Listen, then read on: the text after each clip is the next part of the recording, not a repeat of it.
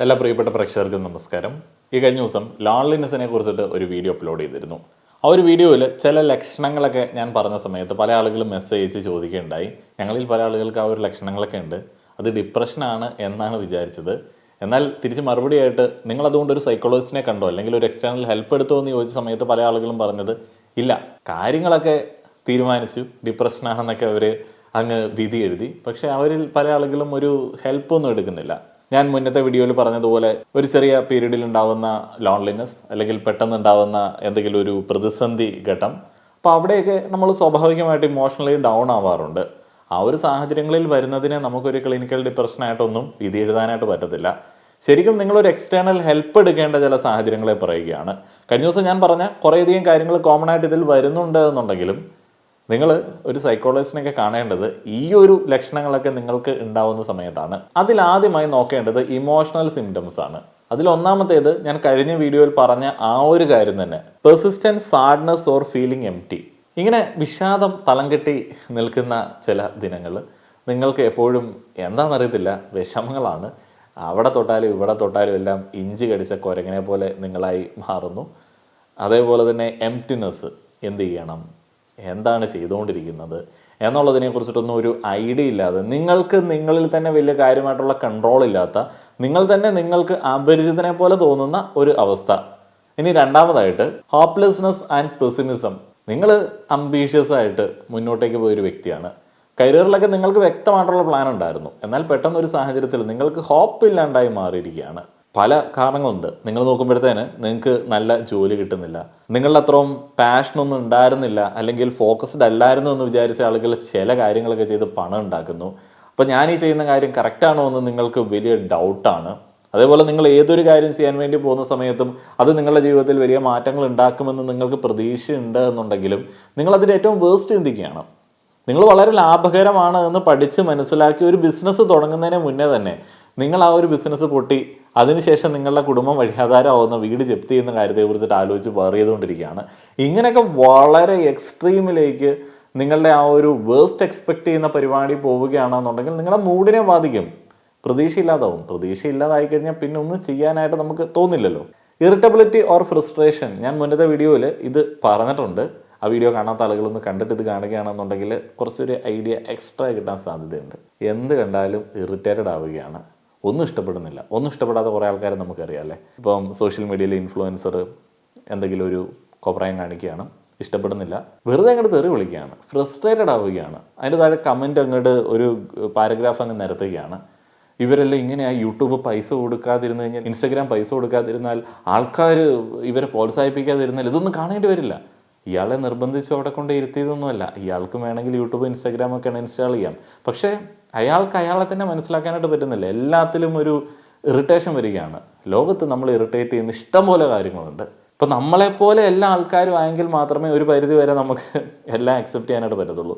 നമ്മളെപ്പോലെ അല്ല, ഒരാളെ പോലെ അല്ല ലോകത്തിലെ പല ആൾക്കാരും. പല രീതിയിൽ അത് നിങ്ങളുടെ മോറൽ വാല്യൂസിന് വിരുദ്ധമായിട്ട്, നിങ്ങളുടെ എത്തിക്സിന് വിരുദ്ധമായിട്ടൊക്കെ ആളുകൾ പല കാര്യങ്ങളും ചെയ്തു എന്ന് നിങ്ങൾക്ക് തോന്നാം. നിങ്ങളൊരു കമ്മ്യൂണിറ്റിയിൽപ്പെട്ട ഒരാളാണ്, മറ്റൊരു കമ്മ്യൂണിറ്റിയിലുള്ള ആൾക്കാരുടെ രീതികൾ നിങ്ങൾക്ക് പിടിക്കുന്നില്ല. എല്ലാത്തിനോടും ഇറിറ്റേഷൻ കാണിക്കാൻ വേണ്ടി പോയി കഴിഞ്ഞാൽ, ഫ്രസ്ട്രേറ്റഡ് ആയി കഴിഞ്ഞാൽ നിങ്ങൾക്ക് മുന്നോട്ടേക്ക് പോകാനായിട്ട് വരത്തുള്ളൂ. അപ്പോൾ ഈ ഒരു ഫ്രസ്ട്രേഷൻ വരുന്നതിൻ്റെ ഒരു റീസണും നിങ്ങളായിരിക്കുന്ന അവസ്ഥയിൽ നിങ്ങൾ വിഷാദ രോഗത്തിലായിരിക്കുന്നതുകൊണ്ടായിരിക്കാം. Loss of interest or pleasure, ഞാൻ മുന്നേ പറഞ്ഞതുപോലെ തന്നെ ഹോബീസ്, നിങ്ങളുടെ അംബീഷൻസ്, നിങ്ങളുടെ കരിയർ ഗോൾസ്, അതൊക്കെ നിങ്ങൾ ഒരു ഘട്ടത്തിൽ അങ്ങ് മറന്നു പോവുകയാണ്, ഒരു താല്പര്യമില്ലാണ്ടായി മാറുകയാണ്. നിങ്ങൾ വെറുതെ റാൻഡമായിട്ട് റീൽസ് സ്ക്രോൾ ചെയ്യുകയാണ്, നിങ്ങൾക്കൊന്നിലും സ്റ്റേ ചെയ്യാനായിട്ട് പറ്റുന്നില്ല. മുന്നേ നിങ്ങൾക്ക് ആരോടെങ്കിലും പറയാനായിട്ടുള്ള ചില ഇൻട്രസ്റ്റുകൾ ഉണ്ടായിരുന്നു. ഞാൻ ഭയങ്കര ഒരു സിനിഫയിലാണ്, ഒത്തിരിയധികം സിനിമകൾ ഞാൻ കാണാനായിട്ട് ആഗ്രഹിക്കാറുണ്ട്, ഇന്ന ജോണറിലുള്ള സിനിമകൾ ഞാൻ ഒത്തിരിയധികം കാണാറുണ്ട്, ഞാനൊരു ആനിം ഫാനാണ് എന്നൊക്കെ പറഞ്ഞ് ഇങ്ങനെ നിങ്ങൾ ഇൻട്രസ്റ്റുകൾ പങ്കുവച്ചിരുന്നു. ഞാനൊരു ഓട്ടോമോട്ടീവ് ഫാനാണ്, ഞാൻ ഒത്തിരിയധികം പുതിയ വണ്ടികളുടെ അപ്ഡേറ്റുകൾ അല്ലെങ്കിൽ മാക്സിമം കളക്ട് ചെയ്യാൻ പറ്റുന്ന ഡൈകാസ്റ്റ് മോഡൽസ് ഒക്കെ വാങ്ങുന്ന ആളാണ് എന്നൊക്കെ പറയുന്ന ആൾക്കാരുണ്ട്. അതൊക്കെ ഒരു പോസിറ്റീവായിട്ടുള്ള കാര്യമാണ്. എന്തെങ്കിലുമൊക്കെ നിങ്ങൾക്ക് ഉണ്ട് എന്നുണ്ടെങ്കിൽ കുഴപ്പമില്ല. ആ ഉണ്ടായിരുന്ന കാര്യങ്ങൾ ഇപ്പോൾ ഇല്ല എന്നുണ്ടെങ്കിൽ അതൊരു ലക്ഷണമാണ്. അതേപോലെ നിങ്ങൾ റിലേഷൻഷിപ്പിലൊക്കെയാണ്, നിങ്ങൾ വിവാഹിതരൊക്കെയാണെന്നുണ്ടെങ്കിൽ നിങ്ങൾക്ക് സെക്സിനോടുള്ള ഇൻട്രസ്റ്റ് പോകുന്നു, റൊമാൻറ്റിക് ഡേറ്റ്സിനോടുള്ള ഇൻട്രസ്റ്റ് പോകുന്നു, അല്ലെങ്കിൽ നിങ്ങളുടെ പങ്കാളിയുടെ ഒരു വൈബിലേക്ക് നിങ്ങൾക്ക് എത്താനായിട്ട് പറ്റുന്നില്ല, അയാൾ വല്ലാതെ സ്ട്രഗിൾ ചെയ്യുകയാണ്, നിങ്ങൾക്കൊന്നും എൻജോയ് ചെയ്യാനായിട്ട് പറ്റുന്നില്ല, നിങ്ങളെന്തോ ആർക്കാണ്ട് വേണ്ടി ഒരു കാര്യം ചെയ്യുന്നത് പോലെയൊക്കെ സ്ഥിരമായിട്ടിപ്പോൾ ചെയ്തുകൊണ്ടിരിക്കുകയാണ്. മുന്നേ അങ്ങനെ ആയിരുന്നില്ല. അങ്ങനെ ആയിരുന്നെന്നുണ്ടെങ്കിൽ നിങ്ങൾക്ക് ആ ഒരു റിലേഷൻഷിപ്പ് സെറ്റ് ആവില്ല, നിങ്ങളുടെ പങ്കാളി നിങ്ങൾ ഇഷ്ടപ്പെടില്ല. അപ്പോൾ അങ്ങനെയാണെന്നുണ്ടെങ്കിൽ അതും ഒരു ലക്ഷണമാണ്. ഇതെല്ലാം ഇമോഷണൽ ആയിട്ടുള്ള ചില ലക്ഷണങ്ങളാണ്. ഇതിൻ്റെ അടുത്ത 2 സ്റ്റേജും കൂടെ അറിഞ്ഞതിന് ശേഷം മാത്രമാണ് നമ്മളൊന്ന് ഒരു ഹെൽപ്പിലേക്കൊക്കെ ശരിക്കും നിർബന്ധമായിട്ട് എത്തേണ്ടത്. അടുത്തത് ഗിൽറ്റാണ്. ഗിൽറ്റ് എന്ന് പറയുന്നത് പൊതുവേ ശരിക്കും പറഞ്ഞു കഴിഞ്ഞാൽ വലിയ കുഴപ്പമില്ലാതെ ഹാപ്പി ആയിട്ട് പോകുന്ന ആൾക്കാർക്ക് തീരെ കുറവാണ്. ചില കാര്യങ്ങളൊക്കെ ശരിക്കും ഗിൽറ്റ് വേണ്ടതാണ്. ഗിൽറ്റില്ല എന്നുണ്ടെങ്കിൽ വലിയ നേട്ടങ്ങൾ ചില ആളുകൾ കൈവരിക്കുന്നതാണ്. അൺഎത്തിക്കലായിട്ട് പല കാര്യങ്ങളും ചെയ്യുന്ന ആളുകൾക്ക് യാതൊരുവിധ ഗിൽറ്റൊന്നുമില്ല. പക്ഷേ ഈ ഒരു ഗിൽറ്റ് അനാവശ്യമായിട്ട് നിങ്ങളെ ബാധിച്ചു കഴിഞ്ഞാൽ വലിയ പ്രശ്നമാണ്. ഇപ്പോൾ നിങ്ങൾ ജീവിച്ചിങ്ങനെ പോയി, നിങ്ങൾ ഇന്നൊരു കോഴ്സ് എടുത്തില്ല, അല്ലെങ്കിൽ നിങ്ങൾ 1-2 വർഷം വെറുതെ കളഞ്ഞു, നിങ്ങൾ മടി പിടിച്ച് ഇരുന്നതുപോലെ നിങ്ങൾക്ക് തോന്നി. പക്ഷെ അതൊക്കെ ജീവിതത്തിൻ്റെ ഭാഗമാണ്. പക്ഷേ നഷ്ടപ്പെട്ടതിനെ ഓർത്ത്, അല്ലെങ്കിൽ നിങ്ങൾ തിരഞ്ഞെടുക്കാതെ എന്ന ചോയ്സിനെ ഓർത്ത് പിന്നീടുള്ള കാലം നിങ്ങൾ ടൈം വേസ്റ്റ് ചെയ്തുകൊണ്ടിരിക്കുകയാണെന്നുണ്ടെങ്കിൽ, ആ ഒരു ഗിൽറ്റ് പേര് നടക്കുകയാണെന്നുണ്ടെങ്കിൽ അത് പ്രശ്നമാണ്. അപ്പോൾ ഈ ഒരു ഗിൽറ്റൊക്കെ പോപ്പപ്പ് ചെയ്ത് വരുന്നുണ്ട്. ഇപ്പോൾ ഫുള്ള് ആ ഒരു ഗിൽറ്റ് മൂഡിലാണെന്നുണ്ടെങ്കിൽ പ്രശ്നമാണ്. നിങ്ങൾക്ക് നേരത്തെ ഗിൽറ്റ് ഉണ്ടായിരുന്നില്ല, പെട്ടെന്നൊരു ടൈമിൽ നിങ്ങൾക്ക് വല്ലാതെ ഗിൽറ്റ് വരികയാണ്. നിങ്ങൾ ശരിയല്ല, നിങ്ങൾ ചെയ്തൊന്നും ശരിയായില്ല, നിങ്ങൾ ആർക്കും വേണ്ടാത്തൊരുത്തനാണ്, അല്ലെങ്കിലും എന്തിനവർക്ക് എന്നെ വേണം, എന്നെ കൊണ്ടൊന്നിനും കൊള്ളത്തില്ലല്ലോ എന്നൊക്കെ തോന്നിക്കഴിഞ്ഞാൽ പ്രശ്നമാണ്. അടുത്തത് ക്രൈം സ്പെൽസ്. അറിയാമല്ലോ, നിങ്ങൾക്ക് വെറുതെ വിഷമം വരികയാണ്, നിങ്ങൾ വെറുതെ ഇടയ്ക്കൊക്കെ കരയുകയാണ്. നിങ്ങൾ കരഞ്ഞതിൻ്റെ റീസൺസൊക്കെ മുന്നേ ഉണ്ടായിരുന്നതാണ്, അന്നൊന്നും നിങ്ങൾ കരഞ്ഞിട്ടില്ല. ഇന്ന് ചെറിയ കാര്യങ്ങൾക്ക് നിങ്ങൾക്ക് കരച്ചിൽ വരികയാണ്, എന്ത് കണ്ടാലും ഫ്രസ്ട്രേഷൻ വരുന്നു, ദേഷ്യം വരുന്നു, അതിനുശേഷം നിങ്ങൾ കരയുകയാണ്. ഇങ്ങനെ ഒരു റോളർ കോസ്റ്റർ പോലെ നിങ്ങളുടെ മൂഡ് മാറുകയാണെന്നുണ്ടെങ്കിൽ അതൊരു ഇമോഷണൽ സിംറ്റമാണ്. അടുത്തതായിട്ട് കോഗ്നിറ്റീവ് സിംറ്റംസ് നമ്മളൊന്ന് ശ്രദ്ധിക്കേണ്ടതുണ്ട്. അതിലൊന്നാമത്തേത് difficulty in concentrating, remembering or making decisions. നിങ്ങൾക്ക് ഒരു കാര്യത്തിൽ ഫോക്കസ് ചെയ്തിരിക്കാൻ പറ്റുന്നില്ല, ഒരു കാര്യത്തിൽ നിങ്ങൾക്ക് ശ്രദ്ധ കേന്ദ്രീകരിക്കാൻ പറ്റുന്നില്ല, നിങ്ങളുടെ മൈൻഡ് ഓവർ തിങ്കിങ്ങിലേക്ക് പോകുന്നു, നിങ്ങളുടെ മൈൻഡ് ഇങ്ങനെ ഷിഫ്റ്റ് ചെയ്ത് പല കാര്യങ്ങളിലേക്ക് പോകുന്നു. പക്ഷേ നിങ്ങൾ ആലോചിച്ച കാര്യങ്ങൾ ഇങ്ങനെ ഒന്ന് റിവൈൻഡ് ചെയ്ത് നോക്കിക്കഴിഞ്ഞാൽ തമ്മിൽ വലിയ ബന്ധമൊന്നും ഉണ്ടാവില്ല. നിങ്ങൾ ഒന്നിൽ നിന്നും മറ്റൊന്നിലേക്ക് ഇങ്ങനെ പോയിക്കൊണ്ടിരിക്കുകയാണ്, നിങ്ങൾ ഇൻട്രസ്റ്റുകൾ ഇങ്ങനെ ഷിഫ്റ്റ് ചെയ്തുകൊണ്ടിരിക്കുകയാണ്. നിങ്ങൾക്ക് അതുകൊണ്ട് ഡിസിഷൻസ് എടുക്കാൻ വേണ്ടി പറ്റുന്നില്ല, തൊട്ട് മുന്നേ ഒരാൾ നിങ്ങളോട് പറഞ്ഞ കാര്യം ഓർത്ത് വെക്കാനായിട്ട് പറ്റുന്നില്ല. ഇതെല്ലാം ഒരു കോഗ്നിറ്റീവ് സിംറ്റമാണ്. Negative thinking patterns. Negative thinking patterns എന്ന് പറയുമ്പം നിങ്ങളുടെ കൂടെയുള്ള ആളുകൾ ചില സമയങ്ങളിലൊക്കെ നിങ്ങളോട് പറഞ്ഞിട്ടുണ്ടാവും, എന്താണ് ഇങ്ങനെ നീ വല്ലാതെ നെഗടിക്കുന്നത്, അല്ലെങ്കിൽ നീ എന്താണ് എല്ലാത്തിലും നെഗറ്റീവ് കാണുന്നത് എന്ന് മുന്നേ നിങ്ങളോട് ആരും പറഞ്ഞിരുന്നില്ല, ഇപ്പോഴാണ് നിങ്ങളോട് അങ്ങനെ 1-2 ആളുകൾ പറയുന്നത് എന്നുണ്ടെങ്കിൽ, നിങ്ങളുടെ പോസിറ്റീവ് എനർജി പ്രതീക്ഷിച്ച് നിങ്ങളുടെ കൂടെ വന്ന ഒരാൾക്ക് മടുപ്പ് തോന്നുന്നത് പോലെ നിങ്ങൾക്ക് ഫീൽ ചെയ്യുന്നൊക്കെ ഉണ്ട് എന്നുണ്ടെങ്കിൽ അതൊക്കെ ഇതിൻ്റെ ഒരു ഭാഗമാണ്. അതേപോലെ തന്നെ നിങ്ങൾ നിങ്ങളെക്കുറിച്ചിട്ട് തന്നെ വളരെയധികം നെഗറ്റീവായിട്ട് ചിന്തിക്കുകയാണ്, നിങ്ങൾ ആർക്കൊക്കെ ഒരു ഭാരമാണ്, നിങ്ങളുടെ പ്രശ്നങ്ങൾ ആളുകളോട് പറയുന്ന അവർക്കൊരു വലിയ ബുദ്ധിമുട്ടാണ്, ആർക്കൊരു ഭാരമാവാനായിട്ട് ഞാൻ ആവുന്നില്ല എന്ന് പറഞ്ഞ് നിങ്ങൾ ഐസൊലേറ്റഡ് ആവാനായിട്ട് ശ്രമിക്കുകയാണ്. അതേപോലെ തന്നെ ഇതൊന്നും ശരിയാവത്തില്ല, ഇതൊക്കെ എങ്ങനെ ശരിയാവാനായിട്ടാണ് എന്നൊക്കെ പറഞ്ഞ് നിങ്ങളൊരു ക്ലൂലെസ് ആയിട്ടുള്ള ഒരു അവസ്ഥയിലേക്ക് വരുന്നു. ഇനി ഇമ്പോർട്ടൻ്റ് ആയിട്ടുള്ളൊരു കാര്യം, ഫ്രീക്വൻറ്റ് തോട്ട്സ് ഓഫ് ഡെത്ത്. ചില ആളുകൾക്ക് ഭയങ്കര സൂയിസൈഡ് ടെൻഡൻസിയൊക്കെയാണ്. എന്തിനാണെന്നറിയത്തില്ല, ചുമ്മാ സൂയിസൈഡ് ടെൻഡൻസി ഇടയ്ക്കൊക്കെ വരികയാണെന്നുണ്ടെങ്കിൽ ശ്രദ്ധിക്കേണ്ട കാര്യമാണ് കേട്ടോ. ഇതൊക്കെ ഇപ്പോൾ പല ആളുകൾക്ക് ഉണ്ട് എന്നുള്ളത് കഴിഞ്ഞ ദിവസത്തെ വീഡിയോയ്ക്ക് ശേഷമാണ് എനിക്ക് മനസ്സിലായത്. പലപ്പോഴും ആളുകൾ ഓരോ കാര്യങ്ങൾ പങ്കുവയ്ക്കാനായിട്ട് ശ്രമിക്കുന്ന സമയത്ത് ഞാൻ ഒരു സൈക്കോളജിസ്റ്റിൻ്റെ സേവനം അവർക്ക് സജസ്റ്റ് ചെയ്യാറുണ്ട്. നമ്മുടെ ചാനലിലുള്ള ആളുകൾക്ക് ഒരു സൈക്കോളജിസ്റ്റിനെ നമ്മൾ കണക്ട് ചെയ്ത് കൊടുക്കാറുണ്ട്, നിങ്ങൾക്കറിയാം. ഞാൻ ആ മെസ്സേജസ് നിങ്ങളയക്കുന്ന ഓഡിയോസ് കേൾക്കാത്ത എന്താണെന്ന് വെച്ച് കഴിഞ്ഞാൽ, ഞാനൊരു പ്രൊഫഷണൽ അല്ല, ഒട്ടും എത്തിക്കലല്ല. നിങ്ങളുടെ കാര്യങ്ങൾ എനിക്ക് നിങ്ങളെ സഹായിക്കാൻ പറ്റാത്ത ഒരു സാഹചര്യത്തിൽ വെറുതെ കേട്ടുകൊണ്ടിരിക്കുന്നത്. കാരണം നിങ്ങളുടെ ഒരു സുഹൃത്തായിരുന്നില്ല ഈ കാലത്ത് ഞാൻ. ചിലപ്പോൾ ഒരു വീഡിയോ കണ്ടിട്ടായിരിക്കാം നിങ്ങൾക്ക് എന്നോട് പറയണമെന്ന് തോന്നിയത്. പലതും ഞാൻ കേൾക്കാറുണ്ടെങ്കിൽ അഭിപ്രായം പറയാറില്ല. കാരണം സൂയിസൈഡ് ടെൻഡൻസീസ് എന്നൊക്കെ പറയുന്നത് പ്രൊഫഷണൽ ഹെൽപ്പിൽ കൂടെ മാത്രം കൈകാര്യം ചെയ്യേണ്ട സംഗതികളാണ്. അത് വലിയൊരു പ്രശ്നമാണ്.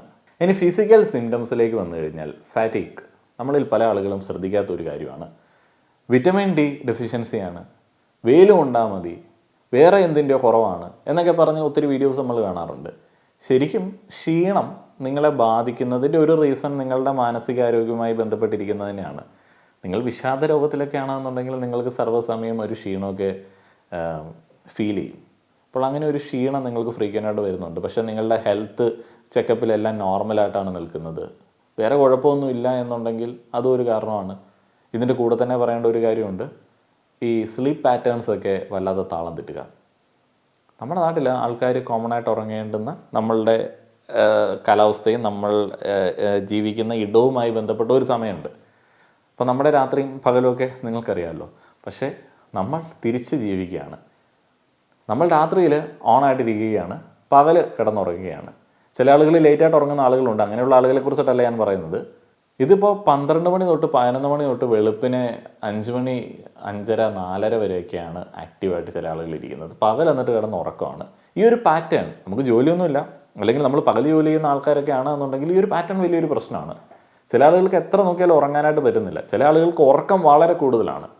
ഈ വിഷാദ രോഗമൊക്കെ വരുന്ന സമയത്ത് പല ആളുകളും പല രീതിയിലാണ്. ചില ആളുകൾക്ക് ഉറക്കം ഭയങ്കര കൂടുതലാണ്, ചില ആളുകൾക്ക് തീരെ ഉറക്കമില്ല. ഈ ഒരു സാഹചര്യം കൺസിഡർ ചെയ്യുക. Apatite or wait changes. ചില ആളുകൾക്ക് ഭക്ഷണം കഴിക്കാനേ തോന്നുന്നില്ല. വെയിറ്റ് കുറഞ്ഞ് ഭയങ്കരമായിട്ട് മെലിഞ്ഞൊക്കെ ഇരിക്കും. കണ്ണൊക്കെ കുഴിഞ്ഞൊക്കെ ചില ആളുകൾ ഇരിക്കുന്ന സമയത്ത് അവരുടെ മൂഡൊക്കെ കാണുന്ന സമയത്ത് നമുക്ക് വല്ലാതെ ഡൗട്ടൊക്കെ തോന്നാറുണ്ട്. അതുകൊണ്ട് എല്ലാവരും അങ്ങനെയാണ് നമ്മൾ വിധി എഴുതരുത് കേട്ടോ. ചില ആളുകൾക്ക് ഭക്ഷണം കഴിക്കാൻ പറ്റുന്നില്ല, വിഷാദ രോഗത്തിലൊക്കെ ആണെന്നുണ്ടെങ്കിൽ തീരെ പറ്റത്തില്ല. ചില ആളുകൾ ഡിപ്രസ്ഡൊക്കെ ആണെന്നുണ്ടെങ്കിൽ ഒത്തിരി ഭക്ഷണം കഴിക്കും. അവരുടെ ജീവിതത്തിലെ ഏറ്റവും മോശമായിട്ടുള്ള സമയങ്ങളിലായിരിക്കും അവർ ഏറ്റവും ഒബേസായിട്ടിരിക്കുന്നത്, ഭയങ്കര വണ്ണം വെച്ചിരിക്കുന്ന സാഹചര്യം. അവർ പിന്നീട് ജിമ്മിലൊക്കെ പോയിട്ട് അതിൽ നിന്ന് റിക്കവർ ആവുമ്പോൾ കണ്ടിട്ടില്ലേ, ഭയങ്കര ബ്യൂട്ടിഫുള്ളായിട്ട് അവരുടെ ബോഡിയൊക്കെ ഫിറ്റായിട്ട് വരും. അപ്പോൾ ഈ ഒരു വെയിറ്റ് ഗെയിന്, ഭക്ഷണം കഴിക്കാനായിട്ട് തോന്നുന്നില്ല, വെയിറ്റ് ഭയങ്കരമായിട്ട് കുറയുന്നു, അനീമിയ പോലുള്ള കാര്യങ്ങളൊക്കെ വരുന്നു, എല്ലാം ഇതിൻ്റെ കൂടെ ഒന്ന് ചേർത്ത് വായിക്കുക. നിങ്ങളുടെ ബാക്കിയുള്ള കാരണങ്ങളൊക്കെ ഉണ്ട്, ഇതും ഉണ്ട് എന്നുണ്ടെങ്കിൽ ഒന്ന് ശ്രദ്ധിക്കുക. അടുത്തത് തലവേദന, ഡൈജസ്റ്റീവ് പ്രോബ്ലംസ്, ബോഡി പെയിൻ. ഇതെല്ലാം നിങ്ങൾക്ക് ഒരു ഡോക്ടറെ കൺസൾട്ട് ചെയ്തിട്ട് മാറുന്നില്ല, ഇടയ്ക്കിടയ്ക്കൊക്കെ ഇങ്ങനെ വന്നുകൊണ്ടിരിക്കുകയാണ്. മൊത്തത്തിൽ ആരോഗ്യം ശരിയല്ല. ഇപ്പോൾ ഡൈജഷൻ പ്രോപ്പർ അല്ല എന്നുണ്ടെങ്കിൽ, നിങ്ങൾക്ക് കോൺസ്റ്റിപ്പേഷനൊക്കെ ഫീൽ ചെയ്യുകയാണെന്നുണ്ടെങ്കിൽ തന്നെ അറിയാമല്ലോ, അതൊക്കെ മാനസികാരോഗ്യത്തെ കാര്യമായിട്ട് തന്നെ ബാധിക്കുന്നതാണ്. അപ്പോൾ ഈ ഗട്ട് ഹെൽത്ത് ടോട്ടലി ഇതുമായി ബന്ധപ്പെട്ട നമ്മളുടെ അനുദിന ജീവിതത്തിൽ നമ്മുടെ ലൈഫ് സ്റ്റൈൽ കൃത്യമായി പോയെങ്കിൽ മാത്രം കൃത്യമാകുന്ന കുറേയധികം കാര്യങ്ങളുണ്ട്. അപ്പോൾ ഉറക്കം നഷ്ടപ്പെട്ട് കഴിഞ്ഞാൽ തലവേദന നമുക്ക് വരും എന്നുള്ളത് നിങ്ങളിൽ പല ആളുകൾക്ക് അറിയാം. ബാലൻസ് ചില ആളുകൾക്ക് അത്ര നന്നായിട്ട് ഫീൽ ചെയ്യില്ല. അതേപോലെ തന്നെ ഗട്ട് ഹെൽത്ത് പ്രോപ്പർ അല്ല എന്നുണ്ടെങ്കിൽ നമുക്ക് വേറെ കുറേ പ്രശ്നങ്ങളുണ്ടാവും. നമ്മുടെ മൂഡിനെ അത് കാര്യമായിട്ട് തന്നെ ബാധിക്കും. നമ്മുടെ സ്ലീപ്പ് പാറ്റേൺ മാറിക്കഴിഞ്ഞാൽ നിങ്ങളുടെ പ്രാഥമിക കാര്യങ്ങളൊന്നും പ്രോപ്പറായിട്ട് സമയത്ത് നടക്കില്ല. സ്ലോഡ് മൂവ്മെൻറ്റ്സ്, എല്ലാത്തിലും ഒരു താളം. ചിലപ്പം അമ്മമാരും അച്ഛന്മാരും മാതാപിതാക്കളൊക്കെ പരാതിപ്പെടാറില്ലേ, എന്തുവാണ് ഇവർ ഒരുമാതിരി താളം, ഒരു ആരോഗ്യവും ഇല്ല, ഇങ്ങനെ ചതങ്ങി എന്ന് പറഞ്ഞൊക്കെ നടക്കുന്നു എന്നൊക്കെ നമ്മുടെ നാട്ടിലൊക്കെ കളിയാക്കി പറയാറുണ്ടായിരുന്നു. നിങ്ങൾ മുന്നേ അങ്ങനെയൊന്നും ആയിരുന്നില്ല. പക്ഷേ ഇപ്പം നിങ്ങൾക്ക് എല്ലാത്തിലും ഒരു സ്ലോ, ഒന്നും ചെയ്യാനായിട്ട് പറ്റുന്നില്ല. ചെയ്യേണ്ട കാര്യങ്ങൾ, നിങ്ങളുടെ റൂമിലെ ക്ലീനിങ്, നിങ്ങളുടെ വസ്ത്രം മടക്കി വയ്ക്കുക, അലക്കുക, കുളിക്കാനായിട്ട് കട്ടിലിൽ നിന്ന് എഴുന്നേറ്റ് പോവുക, എല്ലാം മടി. രാവിലെ എഴുന്നേൽക്കുമ്പോൾ പല്ല് തേക്കണം എന്നുള്ള കാര്യത്തെക്കുറിച്ച് തൊട്ടുള്ള മടി. ഇങ്ങനെ നിങ്ങൾ ചെയ്യേണ്ട കാര്യങ്ങളിലൊക്കെ ഇങ്ങനെ താളം വരികയാണ്, ഒന്നും നടക്കുന്നില്ല. ഇപ്പോഴത്തെ നിങ്ങളുടെ ഒരു ദിവസം മുന്നേക്ക് 3 ദിവസങ്ങളിൽ ചെയ്ത കാര്യങ്ങൾ മാത്രം ചെയ്യാനായിട്ട് തികയുന്നുള്ളൂ എന്നുണ്ടെങ്കിൽ അതൊരു പ്രശ്നമാണ് കേട്ടോ. അടുത്തത് ബിഹേവിയറൽ സിംറ്റംസ് ആണ്. നിങ്ങളൊരു വിഡ്രോവൽ കാണിക്കും ഫ്രണ്ട്സിൻ്റെ അടുത്തുനിന്ന്, ഫാമിലിയുടെ അടുത്തുനിന്ന്. നിങ്ങൾക്ക് സോഷ്യലൈസ് ചെയ്യാൻ പറ്റുന്ന ഇടങ്ങളിൽ നിന്ന് പോലും നിങ്ങൾ ഈ ഒരു സ്റ്റേജിലേക്ക് വന്നു കഴിഞ്ഞാൽ പതുക്കെ പിന്മാറാൻ തുടങ്ങും. ആരുമായിട്ടൊരു ബന്ധമില്ല. നിങ്ങൾക്ക് ഒരാളുടെ ഫോൺ വരുന്ന സമയത്ത് എടുക്കാനായിട്ട് മടി, മെസ്സേജിന് റിപ്ലൈ ചെയ്യാൻ മടി. പക്ഷേ എല്ലാവരും നിങ്ങൾക്ക് വേണമെന്നുണ്ട്, എല്ലാവരും നിങ്ങളെ കെയർ ചെയ്യണമെന്നുണ്ട്. പക്ഷെ നിങ്ങൾക്ക് പറ്റണില്ല, ആളുകളുമായിട്ട് ഇടപെടാൻ പറ്റുന്നില്ല. നിങ്ങൾക്ക് അവരുടെ ഹാപ്പിനെസ് കാണുമ്പോഴത്തേനും വല്ലാതെ പേടി തോന്നുന്നു, അല്ലെങ്കിൽ അവിടെ നിങ്ങൾ ഐസൊലേറ്റഡ് ആവുന്നു. നിങ്ങൾക്കൊരു ഫ്രണ്ട്സിൻ്റെ ട്രിപ്പിൽ ഭാഗമാകാനായിട്ട് പറ്റുന്നില്ല. ഇതെല്ലാം ബിഹേവിയറൽ സിംറ്റംസിലുള്ളതാണ്. ഫാമിലി ഫങ്ഷൻസിൽ പങ്കെടുക്കാൻ പറ്റുന്നില്ല. അല്ലെങ്കിലും പിന്നെ പൊതുവായിട്ട് നമ്മുടെ നാട്ടിലെ ഫാമിലി ഫങ്ഷൻസിൽ വിവാഹം കഴിക്കാത്ത യങ് ആയിട്ടുള്ള അല്ലെങ്കിൽ പഠിക്കുന്ന കരിയറിൽ തുടക്കത്തിൽ നിൽക്കുന്ന ആളുകൾക്ക് അത്ര ഫ്രണ്ട്ലി അല്ല. എന്നാലും നമ്മൾ എൻജോയ് ചെയ്യേണ്ട ചില സാഹചര്യങ്ങൾ ഒഴിവാക്കുകയാണെന്നുണ്ടെങ്കിൽ പ്രശ്നമാണല്ലോ. Neglecting responsibilities. നിങ്ങൾ പഠിക്കുന്ന വിദ്യാർത്ഥിയാണ്, നിങ്ങൾ പഠിക്കേണ്ട എക്സാം എഴുതേണ്ട ആളാണ്, നിങ്ങൾ ആ ഒരു ഉത്തരവാദിത്തമൊക്കെ മറക്കുകയാണ്. വീട്ടിലെ കാര്യങ്ങൾ, ഉത്തരവാദിത്തത്തോടെ ചെയ്തിരുന്ന കാര്യങ്ങൾ നിങ്ങൾ ഇപ്പോൾ ചെയ്യുന്നില്ല, നിങ്ങൾ ഏറ്റെടുക്കുന്നില്ല. ജോലി സ്ഥലത്ത് നിങ്ങൾ ടീം ലീഡൊക്കെ ആയിരുന്നു മുന്നേ ഏതെങ്കിലും പ്രൊജക്റ്റുകളിൽ, ഇപ്പോൾ നിങ്ങൾ അങ്ങനെ ഒരു ലീഡർ പൊസിഷനിലേക്ക് വരാൻ ആഗ്രഹിക്കുന്നില്ല. നിങ്ങൾ ചെയ്യാനുള്ള പണി കഷ്ടപ്പെട്ട് ചെയ്ത് എങ്ങനെയെങ്കിലുമൊക്കെ ഒപ്പിച്ചിട്ട് മുന്നോട്ടേക്ക് പോവുകയാണ്. ഈ ഒപ്പിക്കൽ, നിങ്ങൾ ചെയ്യാനുള്ള കാര്യം ഇങ്ങനെ ഒരുമാതിരി പണ്ടത്തെ കുതിരോട്ടം വെപ്പ് ഓടിച്ചുകൊണ്ട് പോകുന്ന റോഡ് റോളർ പോലെ പോയി ചെയ്തു പോവുകയാണെന്നുണ്ടെങ്കിൽ അതൊരു പ്രശ്നമാണ്. ഉത്തരവാദിത്തങ്ങളിൽ നിന്ന് മാറുക എന്ന് പറയുന്നത്, നിങ്ങളോട് കാണിക്കേണ്ട ഉത്തരവാദിത്തങ്ങളിൽ നിന്ന് പോലും മാറുക എന്ന് പറയുന്നത് പ്രശ്നമാണ്. നിങ്ങൾ അത്യാവശ്യമായിട്ട് ചെയ്യേണ്ട ഒരു കാര്യം ഇന്ന് ചെയ്യണോ, നാളെ ചെയ്യണോ, നാളെയും ചെയ്യണോ എന്ന് പറഞ്ഞ് മാറ്റി വയ്ക്കുകയാണ്. എല്ലാം ഇതിൻ്റെ ഭാഗമാണ്. സബ്സ്റ്റൻസ് അബ്യൂസ്, ഇപ്പോൾ ആൽക്കഹോൾ അല്ലെങ്കിൽ ഡ്രഗിലേക്ക് നിങ്ങളിങ്ങനെ പോവുകയാണ്. നിങ്ങൾ ഉറങ്ങാനായിട്ടും അല്ലെങ്കിൽ എഴുന്നേൽക്കാനായിട്ടും ഊർജ്ജത്തിലേക്കാവാനായിട്ടും സമയം പോകാനായിട്ടും ഒക്കെ ഇതിനെ ആശ്രയിക്കുകയാണെന്നുണ്ടെങ്കിൽ പ്രശ്നമാണ്. നിങ്ങൾ അതിലൊരു അഭയം കണ്ടെത്തുകയാണ്. നിങ്ങൾ വിചാരിക്കുകയാണ് ഇത് നല്ലതാണല്ലോ, ഇത് കഴിച്ചു കഴിഞ്ഞാൽ എനിക്ക് കുറച്ച് നേരത്തേന് ബോധമില്ല, എല്ലാ പ്രശ്നങ്ങളിൽ നിന്നും ബോധമില്ലാതിരിക്കാനായിട്ട് പറ്റുന്നുണ്ടല്ലോ, അല്ലെങ്കിൽ ഞാൻ മറക്കുന്നുണ്ടല്ലോ, അപ്പോൾ ഇതൊരു മെഡിസിനാണ് എന്ന് നിങ്ങൾക്ക് തോന്നുകയാണെന്നുണ്ടെങ്കിൽ നിങ്ങൾക്ക് ഒരു ദിവസം വലിയ കുഴപ്പമില്ലാതെ അവസാനിപ്പിക്കാനായിട്ട് വൈകിട്ട് അല്ലെങ്കിൽ നിങ്ങൾക്ക് പൂർണ്ണതയിലേക്ക് എത്താനായിട്ട് ഇത് എപ്പോഴെങ്കിലും വേണമെന്നുണ്ടെങ്കിൽ അതൊരു പ്രശ്നമാണ്. അടുത്തത് neglecting personal hygiene or appearance. നിങ്ങൾ വളരെ ഷാബിയായിട്ട് വസ്ത്രം ധരിച്ചു പോവുകയാണ്, നിങ്ങൾ അതിലൊന്നും ഒരു ശ്രദ്ധ കൊടുക്കുന്നില്ല, നിങ്ങൾ അലക്കുന്നില്ല കുളിക്കുന്നില്ല എന്നൊക്കെ സിമ്പിളായിട്ട് പറയേണ്ടി വരും.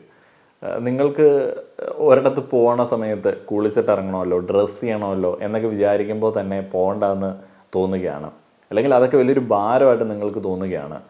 നിങ്ങൾക്ക് ഇപ്പോൾ താടിയുണ്ട്, ബിയർഡുണ്ട്, അത് നിങ്ങൾക്ക് മെയിൻറ്റെയിൻ ചെയ്യാനായിട്ട് പറ്റുന്നില്ല. മെയിൻറ്റെയിൻ ചെയ്താലേ വൃത്തിയുള്ളൂ എന്ന് നിങ്ങൾക്കറിയാം. അതിങ്ങനെ മൊത്തത്തിൽ ഇങ്ങനെ കിടക്കുകയാണ്. മുടി, നിങ്ങൾ ചിലപ്പോൾ ആലോചിക്കും ഈ മുടി അങ്ങ് നീട്ടുകയാണെന്നുണ്ടെങ്കിൽ പിന്നെ ബാർബർ ഷോപ്പിൽ പോകേണ്ട ആവശ്യമില്ലല്ലോ, സലൂണിൽ പോകേണ്ട ആവശ്യമില്ലല്ലോ.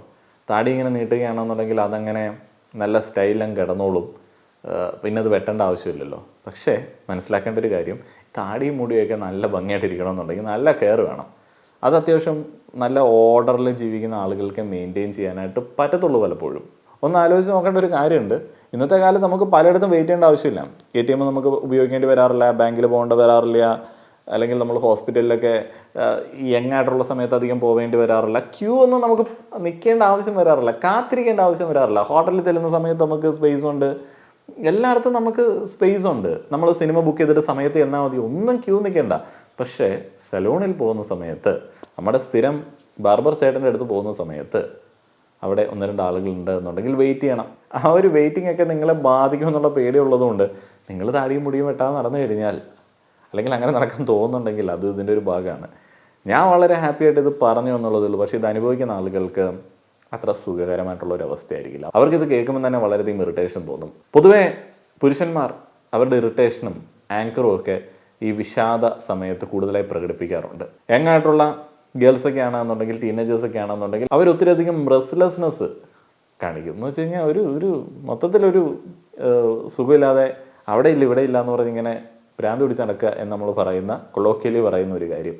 അതേപോലെ ഉണർന്നിരിക്കേണ്ട സമയത്തൊക്കെ ഇവർ ഉറക്കമായിരിക്കും, ബാക്കിയുള്ളവർ ഉറങ്ങുന്ന സമയത്ത് ഇവർ ഉണർന്നിരിക്കും. അങ്ങനെയുള്ള ചില സാഹചര്യങ്ങളൊക്കെ അവരുടെ അടുത്ത് നമുക്ക് അങ്ങ് പോസിറ്റീവായിട്ട് അങ്ങ് നിൽക്കാൻ പറ്റുന്നില്ല. വീട്ടുകാർക്ക് തീരെ അങ്ങ് പിടിക്കണമല്ലോ അവളുടെ സ്വഭാവം എന്നൊക്കെ പറയുന്ന ഒരു സാഹചര്യം സൃഷ്ടിക്കുക. മുതിർന്നവരിലേക്ക് വന്നു കഴിഞ്ഞാൽ ദേഷ്യം, അതേപോലെ തന്നെ ഓർമ്മപ്പശക്, എന്നാൽ ഓർത്തില്ലെങ്കിലും ദേഷ്യപ്പെടുക, അത് പറഞ്ഞില്ല ഞാനത് അറിഞ്ഞില്ല എന്നൊക്കെ പറഞ്ഞ് ദേഷ്യപ്പെടുക, പറഞ്ഞ ആൾക്കാർ പ്രതിയായി മാറുക, എന്നിട്ട് ഇതിനകത്ത് മറന്നുപോയിട്ടുള്ള ആൾ, ഈ വിഷാദം വന്നിട്ടുള്ള ആൾ അങ്ങ് പൊട്ടിക്കരയുക, അവരുടെ വിഷമങ്ങളുടെ കാര്യം നമ്മളാണെന്ന് പറയുക, മൊത്തത്തിൽ ഓപ്പോസിറ്റ് നിൽക്കുന്ന ആളെ ബ്ലെയിം ചെയ്യുക. ഇങ്ങനെയൊക്കെ മൊത്തത്തിൽ പ്രശ്നങ്ങളിൽ കൂടെ കടന്നു പോകുന്ന ആളുകളാണ് ഡിപ്രസ്ഡ് ആണ് എന്നൊക്കെ വിചാരിക്കേണ്ടത്. അത് ഓർത്തിട്ട് ഇനി ഡിപ്രഷൻ ആവേണ്ടത്. ഒരു എക്സ്റ്റേണൽ ഹെൽപ്പ് എടുത്തു കഴിഞ്ഞാൽ പരിഹരിക്കാൻ പറ്റുന്ന കാര്യങ്ങളേ ഉള്ളൂ. ഇതിൽ നിന്ന് റിക്കവറായിട്ട് വന്നിട്ടുള്ള ആളുകൾ നിങ്ങളുടെ അഭിപ്രായങ്ങൾ പറയുക. ഞാൻ പറഞ്ഞ കാര്യങ്ങൾ, ഈ സിംറ്റംസ് നിങ്ങൾക്ക് ഉണ്ടായിരുന്നോ, അതെങ്ങനെയാണ് നിങ്ങൾ ഓവർകം ചെയ്തത് എന്നുള്ളതൊക്കെ മറ്റുള്ള ആളുകൾക്ക് വേണ്ടി പങ്കുവയ്ക്കാനായിട്ട് ശ്രമിക്കുക. നന്ദി.